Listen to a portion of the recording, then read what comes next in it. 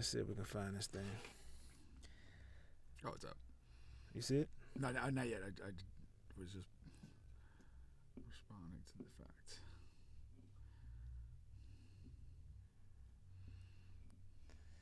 Let's see.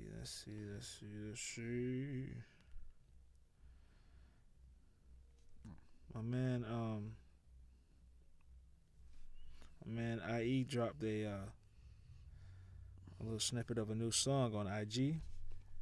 You gotta see it because he kind of like chilled, laid back. I didn't get a chance to listen to it. I did see that he posted something. And he has the the Michael Jackson thing in the back. What then? Like a old album cover. Oh, okay. Snippet of a new song on IG. Because he started posting maybe a week or two ago just some other stuff. Because I hadn't seen him post. He was literally one of those guys I hadn't seen or heard anything from him for so long. I wonder if he's doing okay. Yeah.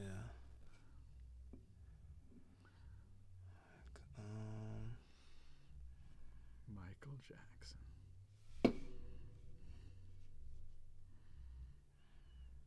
Yeah. He's one of the guys. I forgot how big a fan I was until he died. Mike? Yeah. Because he'd gotten so kind of weird and stuff.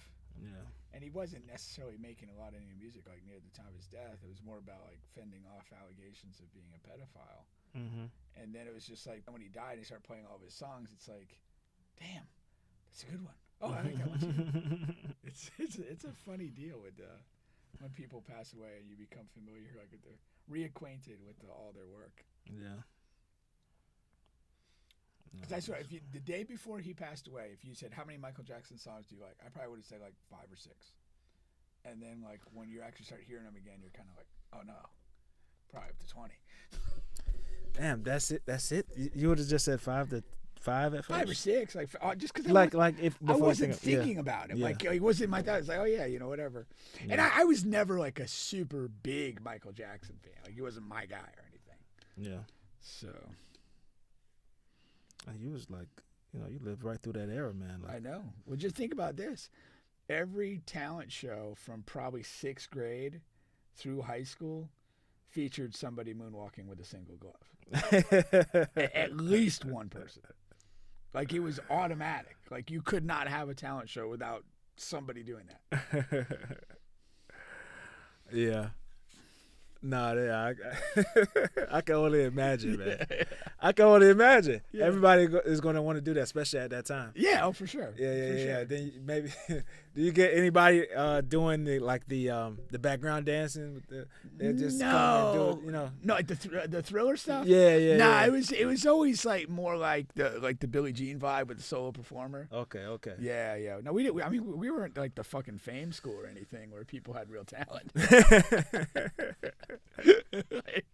One of those art schools is everybody can sing and dance and do stuff. It's talent show turns into a Broadway production.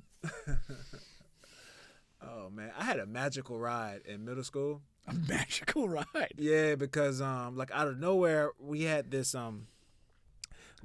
this report or whatever, right? And you write a 5-10 page report. Like a book report type thing? Or Yeah. About a person or something? Yeah, about a person or a place. This one was about a place that you okay.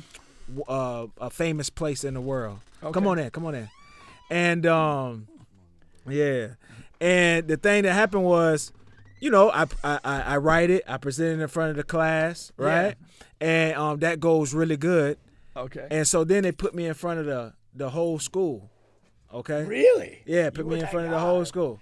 All right, because apparently I was first in my class or whatever, right? So then they put me in front of the whole school. Now I rank high. This is all coming so fast. You know what I mean? I didn't know all this was gonna go on. You're like Chris Brown in his sophomore year of high school. Yeah. Then I got to present in front of the tri-county of whatever schools. What? You see what I'm saying? Wow. Yeah, and I had wrote about Miami. Miami? Which is crazy, yeah. And I had a bunch of it's funny because it was the first thing I remember Right, and I had a bunch of like funny lines. Oh. And basically all I did was like kind of steal it from like movies and songs. Yeah. But made it into my own way. But people, can recognize and see that. So I thought I always had the crowd laughing. I thought you were gonna write about your experiences at BCR with the older dudes. No, that wouldn't have been yet. Yeah. That wouldn't have happened yet. No. Yeah. That would have been So crazy. what did you write about Miami when you were in middle school? And actually it wasn't middle school. It was 5th grade. Now that I remember. Dang. Right. Okay. But I don't know. It was just funny stuff. It was just funny stuff about girls in bikinis. Oh, okay. And like the movie scenes there at the time.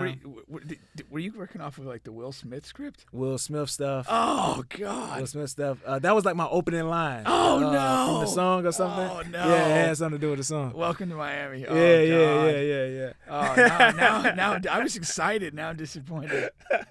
Fucking corny ass Will Smith. What's going on, Rob Frank? What's up? All right. Unfortunately, our audio listeners didn't get any of that beginning stuff there. They didn't at all? No, not at all. Oh, but God. they're gonna catch the entire Rob Frank experience. How you doing? Mr. Bob, Mr. Pink. Yes, sir. How y'all doing? Good, all right. Now you guys are on the bench here. Let me see if I can find this here. On the Bench Podcast, all right, home of sports, music, and mayhem. Don't forget we're available on all, and I do mean all podcast streaming platforms, including here on YouTube. Please like, share, subscribe, all of that good stuff. Today we got a good show for you guys here. We have Rob Frank, CEO Rob Frank here of Rob Frank SportsWear, okay? We're going to be talking about a lot of the things that he has going on, and, of course, some of the trending topics in sports, music, entertainment. Simone Biles' mom, she's trying to get back in the picture. You got Tyreek Hill. Every time before the season starts, he has to say some crazy things. He's back on the grind there. All right, Carmelo Anthony. Let's hope he's on the football grind and not the baby mama grind. Yeah, he's racking up. I think he was equal parts of both last season. He's racking up, man.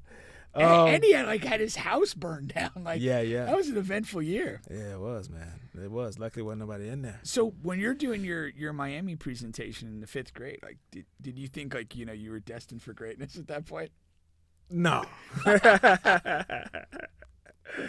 you had a story. You had a story. No, that was just a little something like we was talking about. I don't know how I got on the topic, but something about Michael Jackson and how they used to have in school talent shows in school. Yeah. And I was just sharing my little thing I had, whatever, in the 5th grade.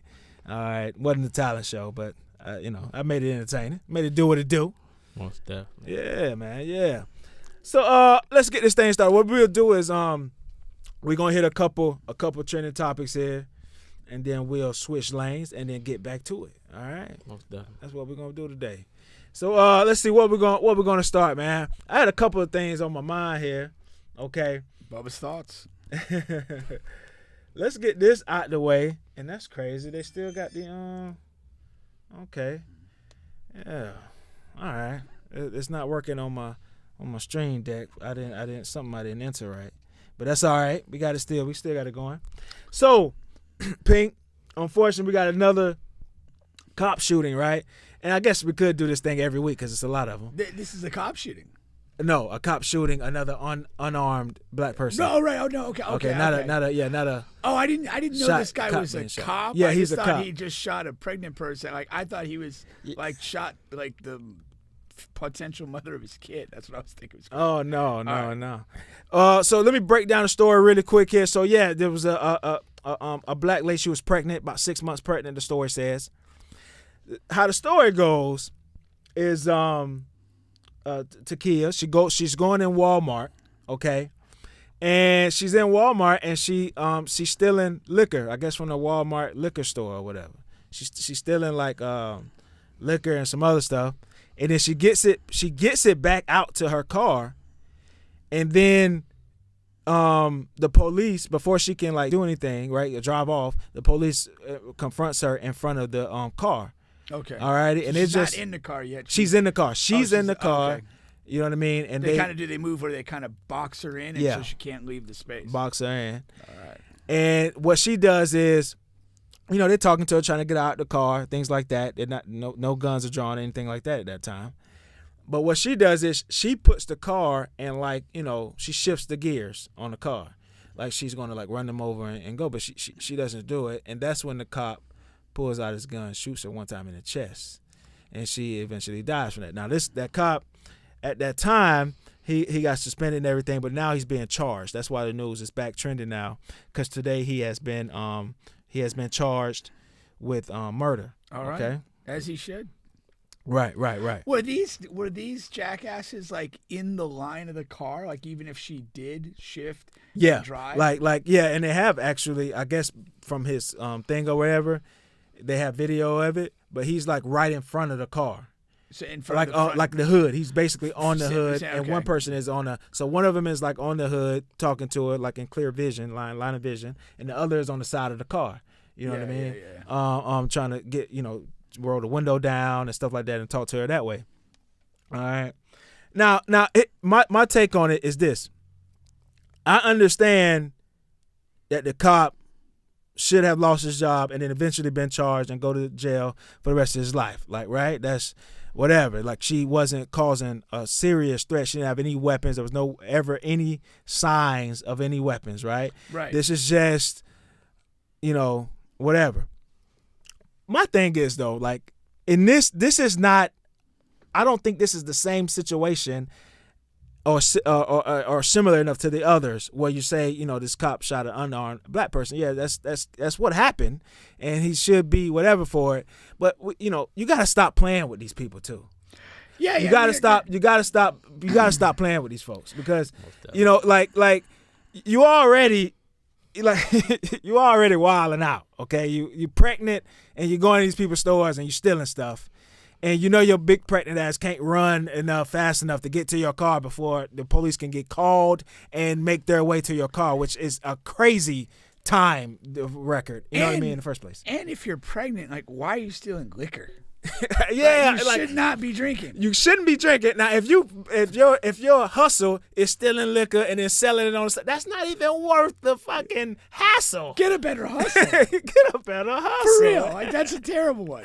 What are you gonna sell this liquor for? They could have changed lives. You know what I'm saying? Come on, man. And you shifting gears. That's my thing here. You gotta stop playing. Stop playing with these people. This is just a serious. First of all, you're in the wrong hustle stealing liquor. It's not the margins are got to be poor.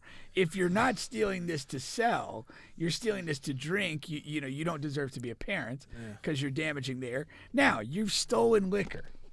Now the police have caught you. What's going? What's the end game here? What are you gonna do? They'll probably let you go if you just. That's what I'm saying. It's not the biggest crime in the world here. Like you can probably get probation, maybe get dismissed, lesser charges. There's a whole spectrum of things that could happen.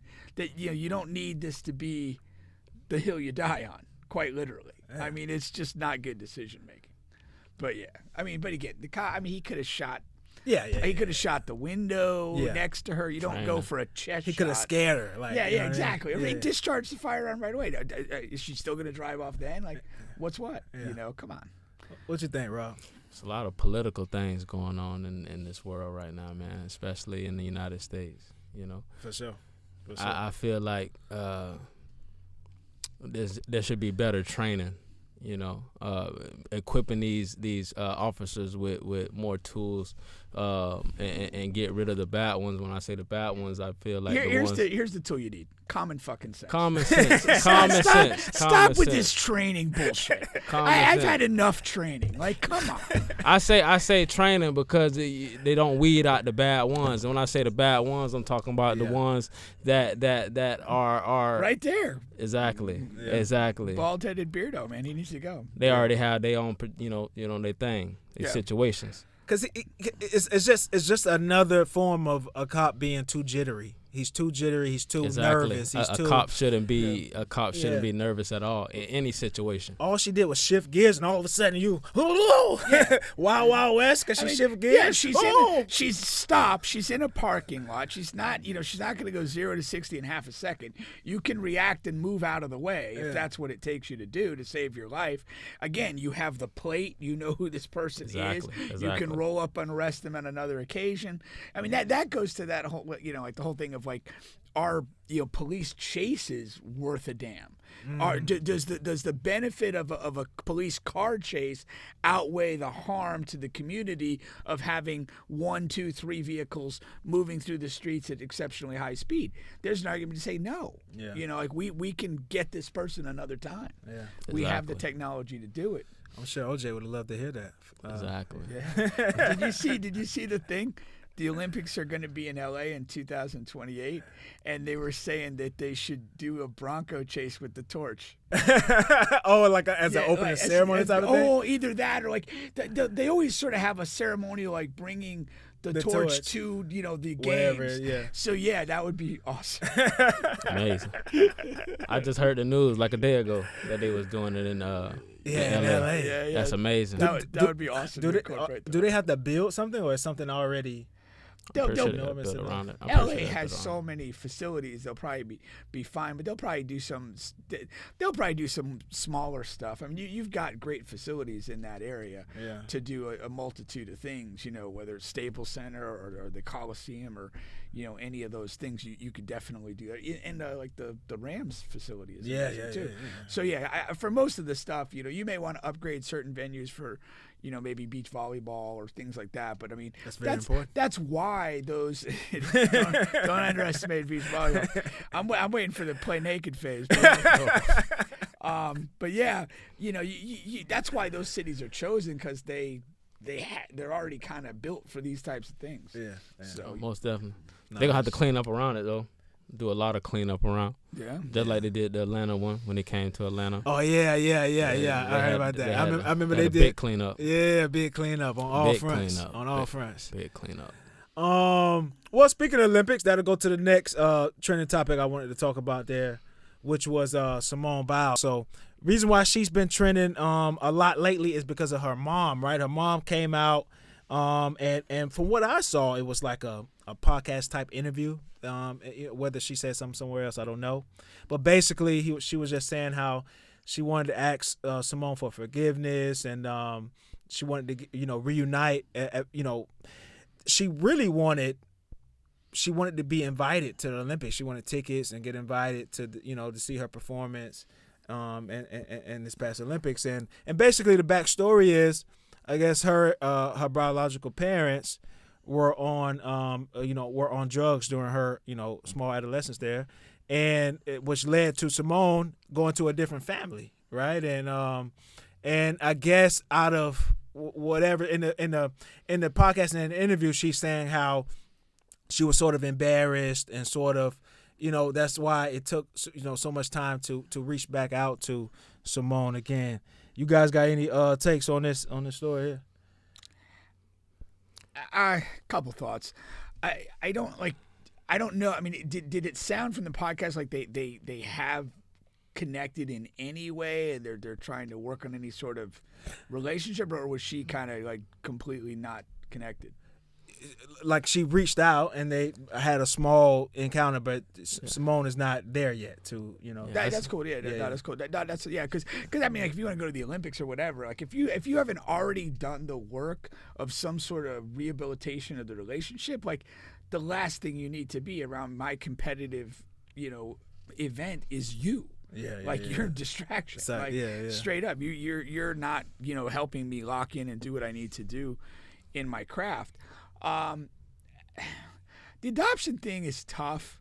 I mean, I'm not adopted, but you've heard and you're familiar with a lot of those folks. They'll always have that question of like, why? Like, why did a parent give up on them or whatever?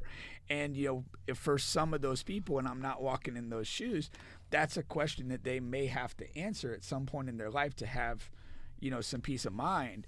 From just my perspective, if somebody has kind of done you wrong or whatever, it's like, I don't think there's a benefit to holding on to that.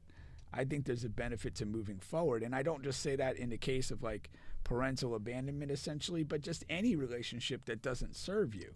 If you can discipline yourself to pull away from that in a permanent way and build your life in a positive manner, I'm all for that.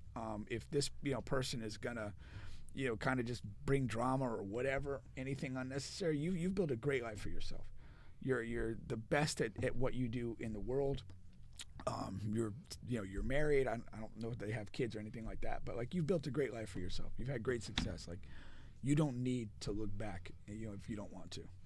Almost definitely. I mean, from the CEO, I feel as though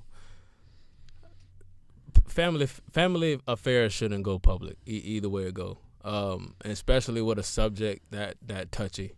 And like you said, Mr. Pink, every child is going to want to find their way back and have questions, to why and what happened. But in Simone Biles' circumstance, she's already blown up. Sometimes people don't look back, like you said. She's already established. She's already successful. She has to be given her time. I feel like it was unruly of her mother to go onto a public place and talk about that, and she wants to get back to her, and she wants Simone Biles to reach back at her. She should be reaching back to her daughter, personally, herself. Yeah, no, I'm glad you mentioned that, because that's another angle of it. Now, I don't know if like these people like kind of hunted her down and kind of begged her to come on and speak, and she kind of reluctantly agreed, or whether she's like kind of opportunistically looking at this, which to me is a pretty bad look. If you're the one kind of going out on these public platforms to get this message, which is an intensely personal message that should be dealt with personally. I mean, you got to look at it though. I mean, you either going to send a letter, or are you going to go and talk to a news reporter? You could have reached any family member. But we don't know how long she's been trying to connect with Simone or get through to her. But maybe that's fine. But that's fine. Like again, it's Simone's decision to welcome you back or not. If you've extended the offer and whatever, to me, I favor it being done private channels. You should reach and she should reach back and reach back and reach back and reach back until Simone Biles accepts that. Ultimately, I still agree with that. It got especially an athlete at that level that Simone is at. If you are any type of family member, you want to try to keep it as private as possible, as long as possible. She just did her thing at the Olympics. Don't take credit. She's a big deal. You know what I mean? Well, when you do this, when the mother does this in the public forum, now it becomes something that Simone Biles has to answer to. Yeah. Exactly. And that's the part that's not cool about it. That's the part. If if you reach out to the adoptive parents, you send email to her directly or whatever, her management team, like, again, a public figure, there's ways to reach out. They're not hiding in Iowa. And so, like, if you reach out and try those channels, it's her choice to do that or to respond to you or not. Yeah. You did what you did in life. You made the decisions you made. Live in the bed you made. Exactly. But by making this public, now Simone has to answer to this. And that's the part that's not cool. I got two things on this, though. One is, if I'm talking to Simone, like I'm just saying me as, trying to get some. No, I'm saying she really should. I think she should like give her mom a second chance. You know what I mean? Yeah. Because, I think number one, she did Simone a favor. You know what I mean? A lot of people in that situation, and coming from that type of neighborhood, seeing a lot of people, having people and family members. A lot of people keep, begrudgingly or what's the word I'm looking for? They shouldn't keep hold of their kids, but they do. Yeah. Being on drugs, being in a bad environment, things like that. Those people keep on to their kids, and a lot of them, won't allow them to go to a different family where they'll have a better chance at life. You know what I mean? And that makes a difference. So her mom acknowledging, like, she acknowledged that. I give it to you. She acknowledged that, and that what comes with that role. But at the same time, she was old enough that the baby Simone didn't say, "Mom, let me stay." Mm-hmm. She didn't give that option. So she still have to accept that. Simone will come around, and if she don't, she got to accept the situation at hand. But like I said, at the Olympics during a big stage, it's not the right time. It's not time. And I feel as though that they preyed on her. Being as though she's like, okay, she has a story. she has a story and a big one, and Simone is on the biggest stage. So let's bring this story out, just like Pink said. Yeah. Let's make it a big news, because now we're gonna make you come out and say something.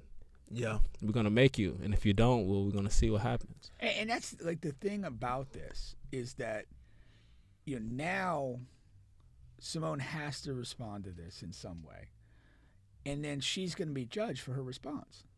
There'll be people in your camp who feel like she should give this mother a second chance.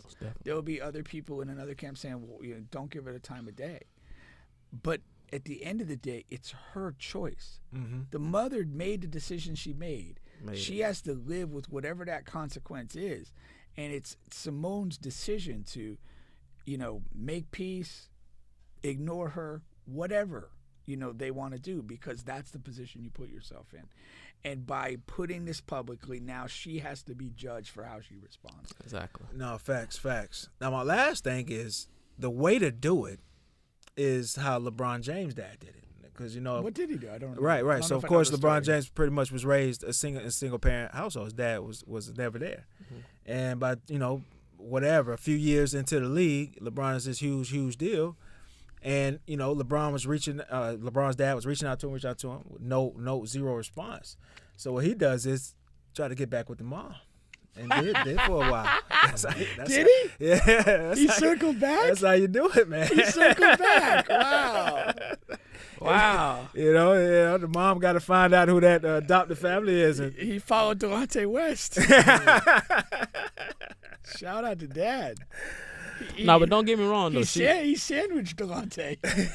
The mother not wrong. The mother not wrong for coming back. You know, that's gonna happen. Yeah. That's gonna happen, and I feel as though a lot of big stars. It happens with a lot of big stars, and it gets publicly known. But you know, it happens all the time. You know, it's just nature. Sometimes they want to come back in their life. Yeah, you know, she's not wrong for it though. For sure.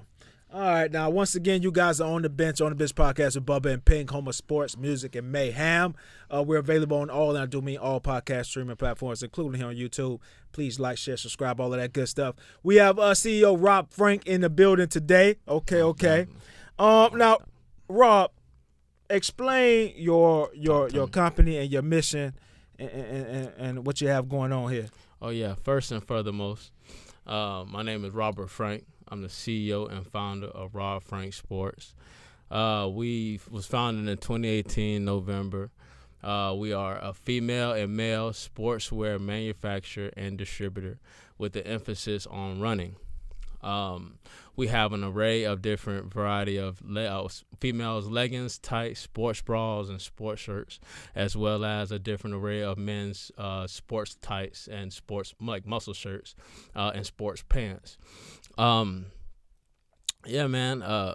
We're not just a brand. We are a community of believers, people who believe in change, people who believe that they can be the best that they can be within themselves. That's why we just adopted, as you can see on my shirt, the Just Be Yourself campaign. Mm-hmm. We have a beautiful selection of fall and winter wear, jumpsuits, a variety of different colors. You should check us out and get more information on our website, robfrank.com. That's ROBFRANK.com. Or you can check us out on social media, Rob Frank Sportswear. Most definitely. Yeah, I mean, we got a lot of big things coming up in Olympic 2028. Being in the United States is very big. I feel like it's huge for us, you know. You know, history repeats itself. A lot of people, if they know about Nike, then they know about that. But yeah, man, emphasis on running. We started off as a running company. We started off in my mother's living room, and now we grew to 1,000 square foot building. So we're growing pretty big, man. The goal is to take over Florida. and Florida first, the world second. Florida first, the world second. This is our backyard. This is our home. You know, we got the best athletes here. Like I said, it's not just a brand; it's a community of, like I say, believers. So when you say that with the emphasis on running, like track and field running or whatever, Did you? Are you a runner? Were you in track and field? Like what? Why did you start there? Yeah, I'm a football player, but I did track and field in high school. I ran the 100-meter. I was real good in the 400. That was my thing. You're a better 400-meter man than 100-meter. Yeah, better. We had some fast people on that 100-meter, man, and they was real fast. I couldn't dig. But on the 400, that's kind of the way track goes, though. Like it starts at the 100, and if you can't win there, like, hey, let's see what you can do at another. You feel? So it was the 100, and I was. I went out there. They just said, "Hey, shot put or nothing." Hey, you got the arms for it, man. You got the arms for it. That was funny. So Bryson, he did middle school track. He started running the 100 and 200, but by the time they did the county meet, they put him on the 800 meters. Now he destroyed the field. Yeah. Like, that was pretty awesome. He goes, "Did you look at the people I ran against?" Ain't nobody out there. That mile is crazy too, man. It's a lot of that long distance is crazy, but that 400 is right in the middle. Yeah, you know what I'm saying? It's not so speed, but it's also technique as well. Well, they were said the Olympics, the 400 meters is the most physically demanding track and field event. Oh yeah. Did you see the 16? Even more than the hurdles? Yeah. You said physically demanding. Yeah, because I mean it's close to a full-on sprint for 400 meters. Exactly. They said it's right in the middle. Again, I'm not a science guy. I'm basing it off of what they said, but like just the demands on the body to do that, maintaining the speed and the endurance for that specific event makes it the most demanding on the body. Is what they were saying. Most definitely. Well, there was a 16-year-old that won. He won the 4x4. A medal. He won in the fray. He ran for the U.S. Quincy. He ran for the Quincy Wilson, I believe, a high school student. Shout out to him. Yeah, man. he actually had a very bad leg though, and he ran in the preliminary rounds, and he did not run well. The rest of the team kind of picked him up to win the preliminary round, but they won eventually the gold medal. It's outstanding. He still made it. That's a big amazing to do that. Yeah, I think he's the youngest guy to ever compete in an event for men's track and field. That's nuts. And win gold and get a chance to win gold. And you do get the gold because you participated. Yeah. That's the thing. Yeah, he's a story of the town forever. He's a made man. Oh, yeah. Well, no. He's got to progress. No, most definitely. Here's the thing. Like, it really doesn't do anybody any good to have a great achievement at 16 or 17 or 18. Like, you're at a place now where you're on track to potentially do some great things. You may become Freddie Abdul. Do the great things. Yeah. You don't want to be Freddie Abdul. You don't want to be, right. You want to be the guy that, we look back. I mean, Bolt had an Olympics in 2004 that's not talked about as much. He did not, medal or do anything great. He was young, I think 17, 18. But he went through the process, and he grew from the process. And I think that, hopefully for Quincy Wilson, he'll grow from this, and he'll be a guy in L.A., 20 years old, maybe close to the peak of his powers, really ready to do some great things. And I hope that for him. There's another American out of Tampa, Arian Knighton, who 200-meter, and he did make the final. I don't think he medaled in the 200, but again, he started getting on the radar like 2 years ago, and they're saying, hey, he ran faster than Bolt at this time or whatever.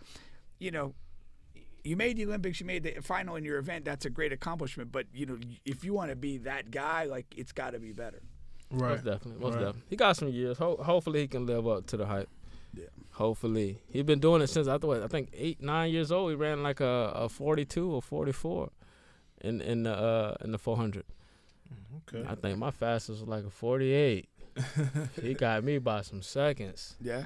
Yeah, that's a lot of seconds. How was the the football and track and field when you were in high school? Because you went to lineman, right? Yeah, I went to lineman. You were a Greyhound? Yes, sir. Oh, wow. Yellow and blue. I bleed it. I've been a Greyhound since I was like 4. My whole family been Greyhound. Really? Yeah, Did you guys play lineman when you were coaching? Oh, of course. Yeah. Seldom lost. He was a basketball coach. Where you at? Oh, where you at? I was at different places. I was at Winter Park, Oviedo, Lake Howell, Winter Springs. You said basketball? Basketball. Oh, yeah. He was over there with Reddy. Yeah. With he was Reddy. the coach. He was the coach right there. So, no, I didn't coach at lineman. I coached at other places. Yeah. I'm saying that's who he was going against. The lineman was where I gave my Mel Gibson Patriot speech at halftime. Oh, for real? That's a small world. It was the opening game at Lyman. The freshman team was up big at half. I was at Oviedo at the time. They were up big Winter Springs. They were up big at half, and then they kind of faded. It was a very close game down the stretch. So I'm sitting there, and I'm like, we get up in the JV game at halftime, and we're up pretty good. I go into the locker area. I go, who's ever seen the movie The Patriot with Mel Gibson? Like, nobody raises a hand. Yeah. I'm like, oh, shit. I go, all right, let me tell you about this movie. And I'm like, Mel Gibson's this guy back in colonial times, and he's got a couple boys, and he's like a great warrior, but he's done fighting. He just wants to be a man of peace. And then the redcoats kill one of his kids. And so he sets up an ambush in the woods with his other 2 kids, and he kills a bunch of redcoats. He chases the last guy down, and he hatchets him to death. And he gets up after hatcheting the last guy to death, and he's covered in blood and sweat, and he looks at his boys, and they see him. And for the first time in their lives, they see him as what he really is, an absolute warrior. And, there was no let up in him. And I said, in the second half, we're going to swing the motherfucking hatchet on Lyman, and there will be no let up. We beat the shit out of him. Oh, Lord. Oh, Lord. Didn't say one basketball thing. Yeah. Lyman has a talent. Sometimes it just be, I don't know. I say the talent is there. Bad coaching. You could say that. I will. It's a lot of different, It's a lot of different problems that go on, man. So it's definitely a lot of different problems. Yeah. One of the best athletes I've known from Lyman was Sanchez. And I feel like Sanchez could have did so much more. It's a lot of players. It's a lot of them just like him. Were you familiar with Chris Watson? No. I don't know. He was a crazy athlete too. He was from Lyman? 6'7", great leaper. Mike Bowie. Oh, Mike Bowie was in headlines. This was like, I think, this just had to be like 08. Oh, like 08? 09, yeah. Okay. He was in headlines. Mike Bowie was a man. I'm talking about he was leading Lyman to a lot of different things. But they had a lot of different good players, man. A lot of great players come out of Lyman. They did. They would always have like a random guy or two. But it was never like together where they were a great team. Most definitely. Most definitely. Okay. Even football too. Where we had a lot of great players. It was never clicking sometimes. Just gotta find that spark. Hopefully. Yeah. What you have going on with the GM5 thing? Me and Pink and I got a team in there. Oh yeah, I mean? So shout out to Tony. Shout out to Tony and Howard, man. And Tony Howard, the project, man. So you're involved with the GM5 now? Yeah, most definitely. I say shout out to Tony, shout out to Howard, shout out to Got My Fire League. Actually, they're gonna be their sole supplier, man. Okay. With the merchandising and everything. So I'm gonna try to go in there with some creativity and turn that around so it can look amazing and pop, man. Tony is an amazing person. We teamed up. We talked about it. He told me what he needed. Everything lined up. Our core values lined up. He's a fabulous person, man. And we're gonna turn it around. He got some big plans. He's a visionary just like me. I think we could do some work, man. So see us this. It drops August 31st. Is they season open August 31st. That's right. Come out. I think it's Crooms Academy. Mm-hmm. Look for us there, man. We're gonna have booths. Rob Frank's booth is gonna be over there. You can get a chance to see the apparel in person as well as the GM5 League, and just expand it out as a great organization. And OTB is gonna be ready to roll on week 1. Oh, y'all gonna be ready to roll? Y'all got a whole team, huh? Yeah. No half teams over here. Okay. Ready to roll, man. Most definitely. Other than Bubba, we don't have any other dead weight on the roster. Oh, man. Don't do Bub like that. Bub gonna come out and play the best defense in the land. The best D in the land. The waterman shutting it off. Shutting off the water, man. Yeah, but they got a lot of great teams, though. They got a lot of great teams in that. We're only concerned with our team. I'm waiting to see who the champ is, who come out alive. Yeah, for sure, man. Make sure you check that out. All right, we're gonna move to this segment called Start a Bitch with Coach Pink, and basically we're gonna speed through some of the other trending topics that's going on. All right, and then after we're done, I'll grade you guys on your comments there. Great, all right? Wow. Grade us. All right, so I'm gonna give you guys a topic. You say start a bench. If you start it, we'll talk about it. Bench it. We'll keep it moving. All right. The first one is speaking of track and field, Tyreek Hill start a bench. Start him. All right. So Tyreek been in the news. basically they asked him about something that Lyles had said about the NFL, the World Championship. It's something that he said, it was 2-3 years ago when he said that, but somehow this lady, she asked him about the World Championship not being, technically not being a World Championship. That was back in I think 2 years ago or so. Yeah. But she asked Tyreek again this just recently here a couple of days ago. Yeah. And instead of answering the question, Tyreek just said, "Oh man, I'll beat Lyles in a race." That's crazy. That's absurd. And so, what you guys think about that? That's absurd. I do think it's absurd. I know he's had a bit of a track background, but you're not. No athlete in another sport is going to beat the gold medalist in the 100 meters. Like now. Like whatever. If Noah Lyles retired, maybe. I mean, Tariq could probably beat Usain Bolt today. Usain Bolt hasn't run a competitive. It might be questionable, but the fact of the matter is Usain Bolt hasn't run a competitive race in 7 years. Yeah, he's well retired. You're probably still trying to know. Yeah, you might get him. That's all I'm saying. But the guy that just won the 100 meters a week and a half ago, you're not touching. Yeah, you're not touching. Most definitely. There's definitely levels to that it. That 100 meter is different than that 40. I can tell you that right now. Yeah. It's way different. Like I say, it's even 100 from the 200 is way different. You talking about some endurance, and Tariq fast, man. Don't get me wrong. He might can catch him on that 40, but after that, it's over. But he ran that 60-meter race indoor, like that he signed up for and ran. He ran in like a seniors division, and he ran on track. Yeah, it was an indoor track. Okay. It was an indoor track. He signed up, but again, he wasn't facing world-class competition. He was facing some, senior sprinters, basically. Yeah. And he didn't put down a time that would, make a final at any indoor track meet, in the world. Yeah. As far as like that featured top-level guys. Yeah. So that's just a reality. That's just a pipe dream. That football. Though, to me, the more interesting story is there's this imbecile on social media called I Show Speed, and he just goes viral for a bunch of nonsense. I seen him on jumping IG. over cars. He pulled up to the Dolphins camp and was challenging anybody to a race, including Tyrese, and nobody took him.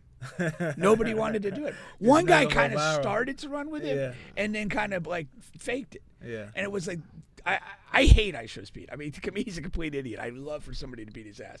Oh, Lord. In track and field or just in life. It doesn't matter. I'll take either one. But, again, Tyreek didn't even step up there. Now, a week later, you're going to beat Noah Lyles? Come on. Yeah.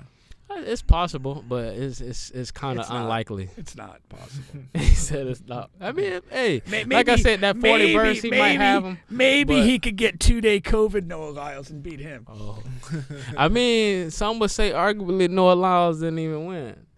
Could say that, but he's not big. Tariq Hill would not have gotten anywhere in that final. No, nowhere. It was 9-8 to 9-8-2-2. Yeah, he would have never got that. Or 9-9-2. Nobody's he's not there. No. Let's go to the next one here. All right. 2028 Olympics. Start a bench. We've got to start them. They're the only one coming up.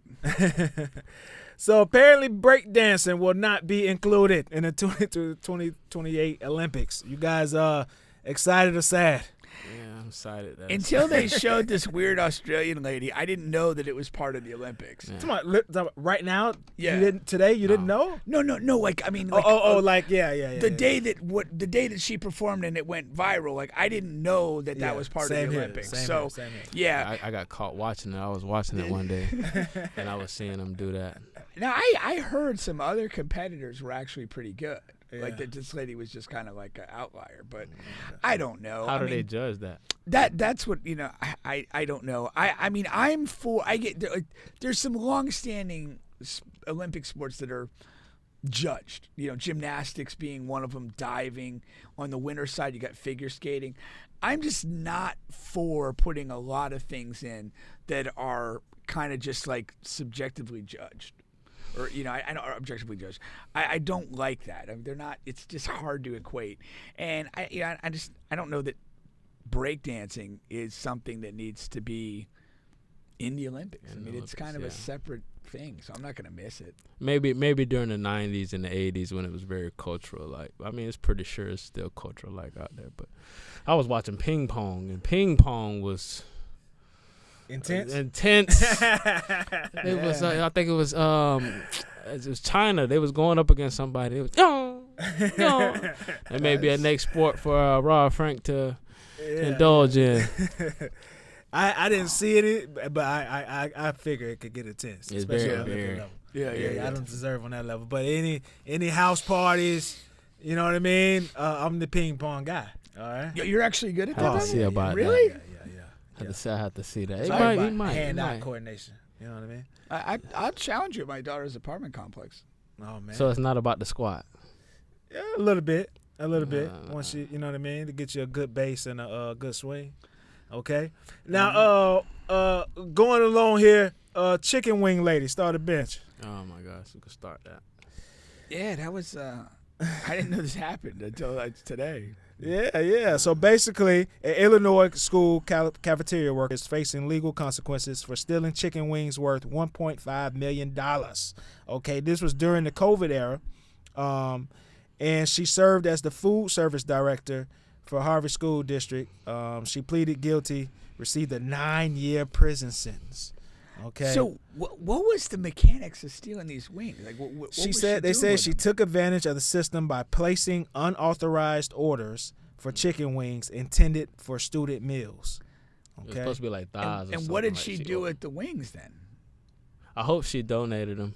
I hope so. Well, that's kind of like I mean that's what I'm kind of going with this let's because it's like what That's what I would. was have she to eating them or like was she basically kind of doing like the Robin Hood, rob from the rich and give to the poor? I mean, because if she was selling them over She the could years, sell though- them. Yeah. Yeah, she could sell the chicken. Was it people are selling stolen alcohol? Now they're selling stolen wings. Like I'll buy some stolen wings. You seen the price for chicken wings nowadays? That Yeah, meat it's pretty good. bad. Put them on that barbecue. Yeah. you go to some places to eat and they don't even put the price next to the wings. They just go with the market. Market So I don't price. know Market price. Like Yeah. what is this? It means you're getting fucked. She got the 9. She got the 9 years though, because it was $1.5 million. Yeah, bro. 9 years is Nah, crazy one for a point- 60-something-year-old lady. Yeah, but it's Yeah. $1.5 million. Yeah. But and again, If it- how many if it wings was- is that? Like what's But I understand they would have to do that at the market. I mean the street value because if it's a school, I'm pretty sure they're getting them mad cheap. Mad That's cheap. the So other thing. they have to tally up and be like, oh well, it's worth $22 a back out here on the That's street. what I'm saying. Like you got, there's a lot of questions here. Like They said How did she you come up has- with $1.5 million? Is the answer? She was not able to give a clear explanation of what she had done with all those stolen chicken. She sold them. clear So that explanation. definitely means she stole them. That's the She sold absolute them. only. Yeah. So she was essentially like placing, like her responsibility is to order food for the school district, and then she was placing essentially like additional orders that were not making it to the school and being diverted to whatever operation she had going on. Yeah. And we were pretty comfortable she wasn't like feeding needy people. With Right. these. It might have been a That's a what she's full gonna have to- operation for real. She might have had home truck driver, dispatchers. Gonna say. 1.5 million now. That's 1.5 million is a lot. That's is a an lot of- operation. Like That that's is. the right That's what term. I'm saying. Like that. That's Like a how lot of many money. wings is that? And especially like you said, like they're probably getting favorable pricing. Gotta be. Yeah. If you're buying in massive bulk. So Gotta like, be. what the hell? Yeah. Gotta be. And imagine if the 1.5 is really based off that cheap price. If it's based off of that cheap price, There that, should be- that's a getting lot it of in. There food. should be no hungry people in her city. No, none. She The whole was getting it state. But did you see your boy Chris Jones wanted to? Yeah, he was gonna pay- he wanted to help with paying it off, the 1.5. Yeah. But I think she still will go to prison. So Yeah, you we're might not as going to well. waste the 1.5. You know what I mean? Like, come on, Chris. If we can't free the old lady, we're not going to pay That's the actually how it 1.5. came across my thing. Cause Yeah, oh, yeah, I for follow sure. the Chiefs Yeah. and Chris Jones. Yeah. That's what she's gonna have to do. She's gonna say. So from one football player to the next, Minnesota Vikings start a bench. Start him So J.J. because he won't be this year. J.J. McCarthy, okay, Minnesota's rookie, he got hurt and he's going to be out for the season. Now he actually had a really a favorable, good preseason game. Yeah, And played people well. thought he would come out slow coming from Michigan and having that, slow offense or running, heavy running attack, I would say. Yeah. Well, yeah. I mean, So he how was, big of a blow is this? I would say pretty massive. I mean, because you looked at, like, throughout the course of the year, Michigan was a run-intensive team, and it was not an offense that showcased what he could do. But as the draft process got going, he started to pick up real momentum as a guy that could be an NFL talent. And then he comes to camp, has a great first game, and gets injured. So, this is a tremendous setback for him. Tremendous setback for the Vikings, because who do they have behind him? We know Kirk Cousins is they have, in Atlanta. They have I almost called his name. He was with the Jets. I'm gonna get it. Then the other Sam Darnold. Oh yeah, my God, he's a bum. But the other guy that suffers here too is Justin Jefferson. Yeah. Mm-hmm. I mean, he's last year he was hurt a bunch, and then Kirk Cousins goes down, and they didn't have high-level quarterback play after that, and now he may have to suffer through another year of bad quarterback play. Yeah, for sure. They'll probably go in the market for, kick the tires on any available person, maybe a trade or something for a guy that maybe doesn't win a starting job or something like that. I mean, I'm not, I don't know. Maybe you bring Kirk Cousins back. I mean, if Penix is kind of the guy, Penix has been looking good maybe too. It answers both things. He probably hasn't sold the house in Minneapolis yet. So I don't know. Maybe you got to do something. Yeah. Maybe you could pry Russell Wilson away from the Steelers. if the other guy stops fumbling so much, if he can get catch a thing from the center, catch a snap from the center. All right, you got anything else to add here, or move along? Move along. All right. The last one here, Carmelo Anthony started bench. Start him.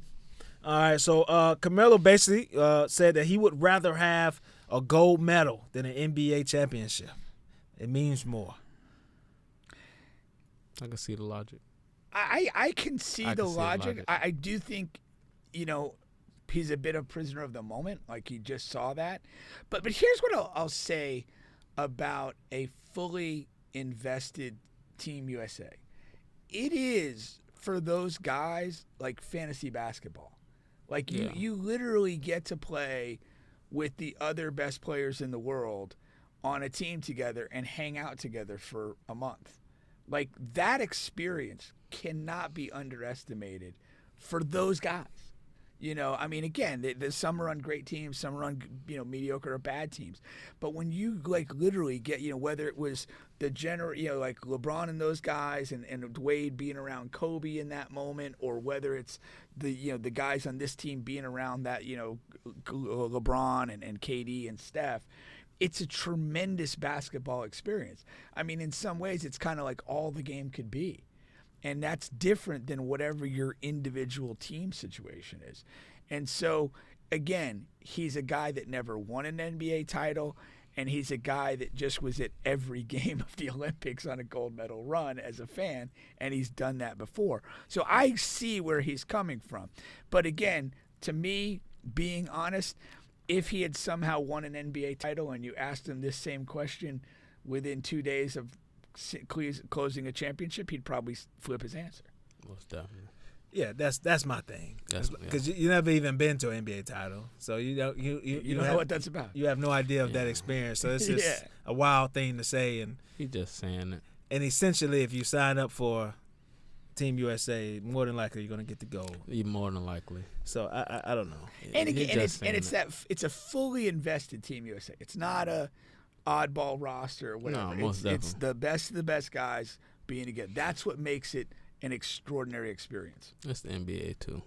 Come on, you got LeBron James, Stephen Curry. Well, I want to add one more thing. Durant. I want to add one more thing to that Olympic experience, though, and I think that this is an important part of it, in that when you have the great team like we just saw, like, what makes it really special is that they are under pressure. Like, they know they have to win this. Mm-hmm. So it's not like, hey, I get to play with all these great guys and we just kind of get to chill. Like, there's a real pressure, and we saw the games can be tight. You might lose one, and it's an embarrassment to lose. Yeah. And so there's a real pressure that those guys feel, and when you come out the other side of that, it is going to feel some kind of way. Yeah. Yeah, I mean, but still, you got the best people in the world. Yeah. At least, come on, top 5. Wemby is only 20 years old. And I mean, he's 7'5" or something like that. He's up there, man. 8 feet. But still, you got Kevin Durant, LeBron James, Stephen Curry. Come on, man. Yeah. Booker. You got all these phenomenal players. You're not supposed to win. You're not supposed to lose at all. No. Once again, you guys are on the bench podcast with Bubba and Pink, home of sports, music, and mayhem. We have CEO Rob Frank of Rob Frank SportsWear here with us. All right. I wanted to move to this, but before I get there, you do like a lot of these pop-up shops that are in like different areas, right? Most definitely. We just did the 1887. Shout out to Eatonville. We just did. They pop up. They posting another one September 7th. They're trying to do that once. I think every first Saturday. Every first Saturday. There, right off of Kennedy. Right off of Kennedy. What do you like about those, like the pop-up shops? Is that helping you? Is that you know what I mean? Helping your brand? Yeah, it's helping. It's helping a lot. We're starting to do more that cater to sports, but still do the ones like the 1887 that house our values. And that gives back to the community. We're all about giving back to the community, like I say. But the events are great. I'm waiting on the athletic season to come about. We're gonna do a big tour with the colleges I was telling you about. Okay. We're gonna do a tour for the footballs on their key games, like FAM and Bethune when they do that, when they come out here. The classics, when UCF play their big games, USF, we're gonna make a lot of tours, go around to the colleges and spread the name. But yeah, with these track events and stuff like that, we're waiting on that to come around so we can actually hit our target market. So you're kind of focusing on like the college level, not necessarily just the high school stuff. Yeah, it's actually on all different levels. Like I said, the goal is to take over Florida. So we have a very a great strategic plan. Like I said, it's to target all of them. Our target market is age 18 through 36. So we target high schoolers, but we also want to get that name out there and target Bubba's got to be right on the cusp of being outside the demographic. That's close. That's right our target, but we have a variety of different people that come in and shop with us as well. Like I said, it's not just a brand; it's a community. If you believe you the best, that's why you come into the brand. That's why our logo is an I. We preach individualism. Be you, be true. I like the idea of the pop-up shop because again, it's you're going to have a certain amount of traffic at an event that may not know who the heck you are until they happen to walk by. Most definitely. And then potentially, you have a purchaser or a customer for life. We get a lot of first time impressions is the biggest thing. And just like when we did the first 1887 is our first event, and we gathered a lot of people, a lot of unique people, first time people who gonna be with us, like you say, forever. Right. And you get that initial interaction, you get that that good warmth to bring somebody in to be their customer for a long time, because it's all about loyalty. It's all about that brand loyalty. You can get somebody and be that brother to them or sister to them or advocate. You got them for life, and that's what the events do. Bring those people in and get those genuine interactions. No, that's for sure. Definitely. All right, now we were actually just talking about this a little bit here. All right, but they're trying to predict this 2028. Men's basketball team roster, right? Okay. And so they've been throwing quite a few names out, and so far what they came up with is Ja Morant, Anthony Edwards, Devin Booker, Donovan Mitchell, all right, Cade Cunningham, Tatum, Zion, Paolo here from the home team Magic, okay, Jalen Williams, OKC Thunder, Cooper Flag, Bam, and Chet. Okay, that's a great lineup. Now, I don't think this is a good lineup.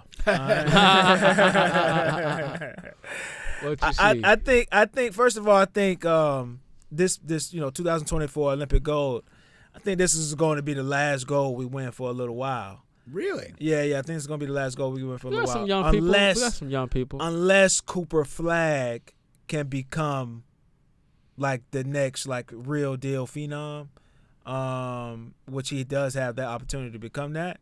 But none of these other guys are that, in my opinion. You know what I mean? Of course, they got the time. They got Zion up there. Playing time. Zion is just not going to make this. Zion's just not going to play in 2020. He gets hurt all the time. There's a 0% chance Zion plays. He could be out of the league then. Yeah. It's a 0% chance Zion plays. It's a 0% chance Tatum plays. Did you see Tatum comments just yesterday? On Twitter? I read where he said he's not going to make a decision based off of this. He's pissed. What's up with Jaylen Brown, man? Jaylen, there's a let me. So you're not going to get. There's a negative 1 billion percent chance that Jaylen plays. That is crazy. Jason, I misspoke. I won't say that it's a 0% chance, but I would say he's just not going to play. But the latest report, I didn't see that what you said, but he's that the inside people are saying he's pissed. He's pissed about the playing time. He'll never play again, especially if Kerr is the coach. I don't think Kerr's going to be the coach again. And here's my thing. I'm not in favor of overreacting to any of this, and I think it's pointless to put a team up at all at this point. You think so? Because 100%. these are the guys. Not necessarily. Young group. What you mean not necessarily? Like for example, like we already say, like Zion may not be in the league. Like Cooper Flag. I mean, maybe he's great, maybe he's not. He hasn't played an NBA game. Yeah. He's a 2 year, full year away from doing that. It's our only hope that he becomes decent to medal. I'm not going to say that. I don't think this team medals, and that's the best case scenario with all of these guys. That's with Cooper Anthony becoming Edwards the best player. Shine. And that's you know what I mean of this entire bunch. You're gonna have an old Bam and Anthony Edwards gonna shine. To me, like Bam's questionable. What is he like in 4 years? What's Mitchell like in 4 years? Like this to me, this is stupid. Like this is a waste of time. I don't think it's a waste of time. I think this is what we have. It's not what we have. How? 4 years ago, we knew we could tell you that LeBron, Steph, KD, but you could say what. But I hope LeBron make it another 4 years ago. You would not have said Anthony Edwards.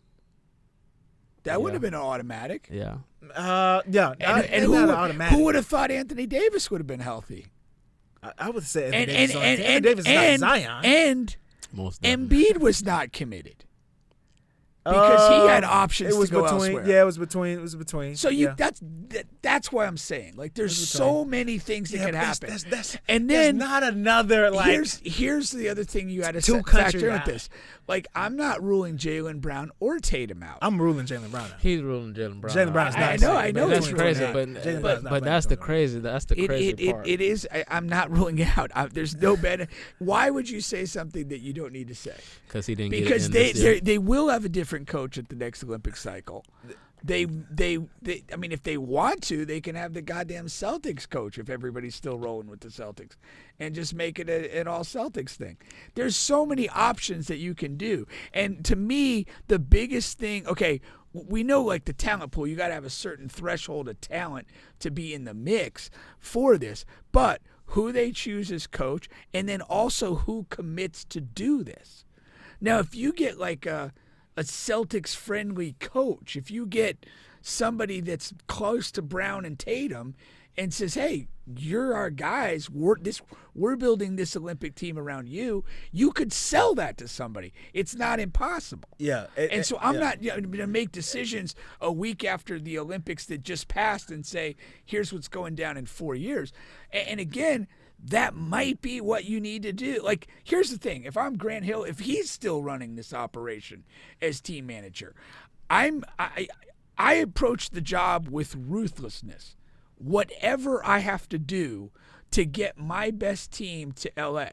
And so if I need to change the coach, if I need to spend the next 3.5 years, making peace with guys that may be upset about, whatever transpired in this Olympic cycle, whether they didn't make the team or whether they made it and didn't like their role, like all of that has to play itself out. And I'm ruthless in doing whatever's necessary to get the goal. Let me, I'm not being clear enough, right? And that's on me. Because I know I bought the Jaylen Brown and Jason Tatum thing in.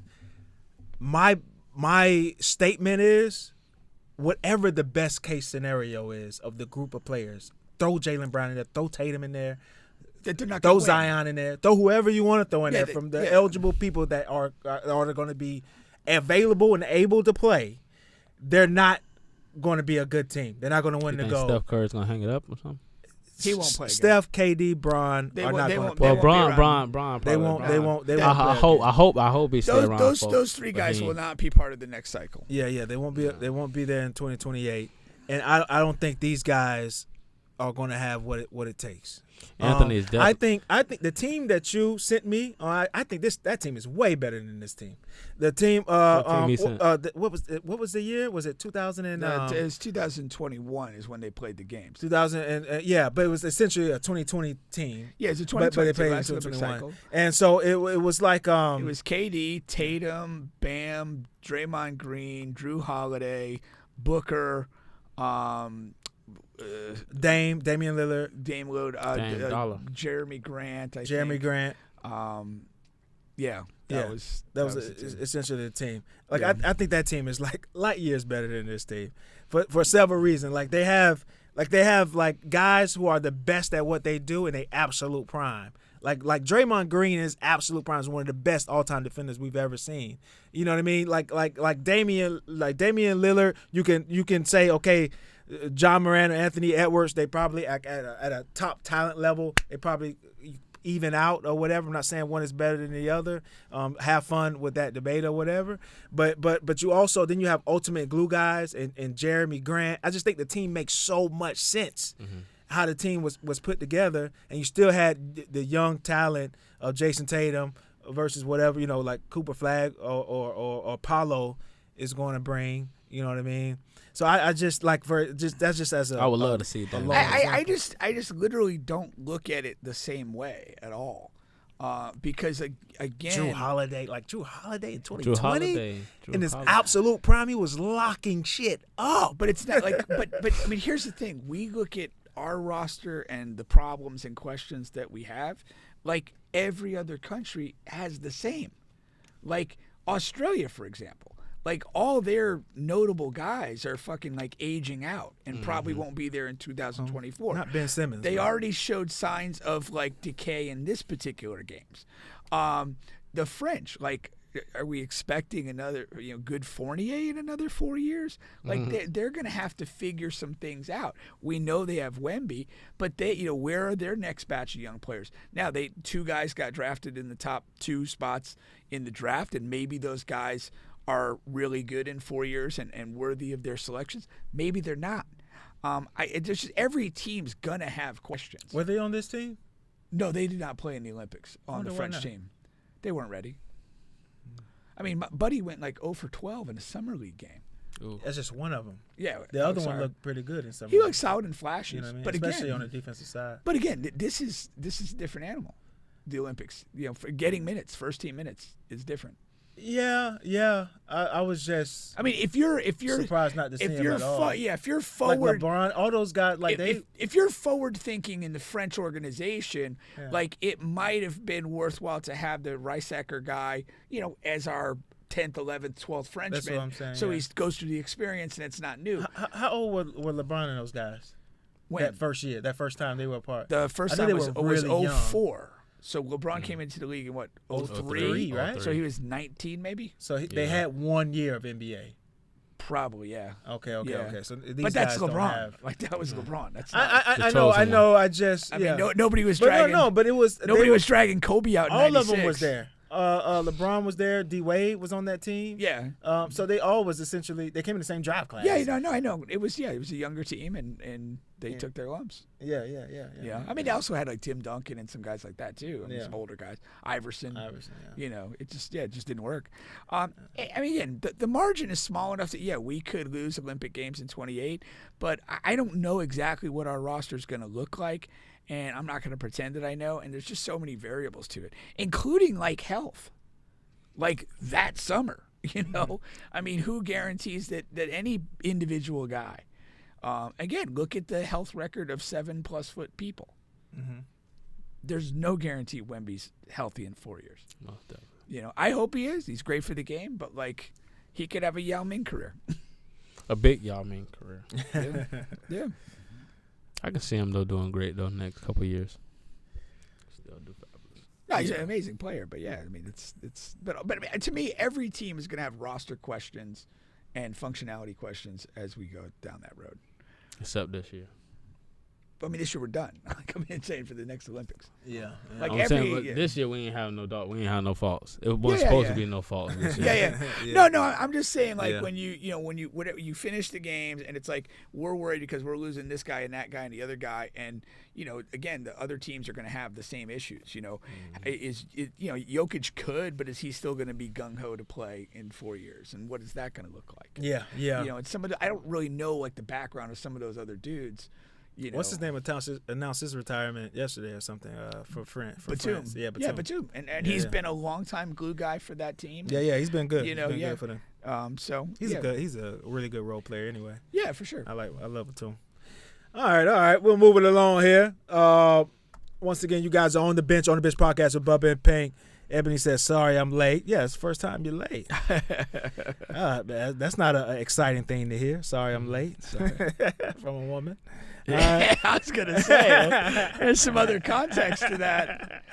Sorry, I'm got late. Another comment saying about Simone Biles saying her grandparents adopted her. So I did not know that. I didn't know that. I think she in the interview that I seen with her mother, she said about reaching out to her father. And so I think her family still had her. Okay. It was just that she, was out of her life. That's an interesting dynamic too, though, because if the grandparents raised her and they basically prevented their own daughter from having contact with her.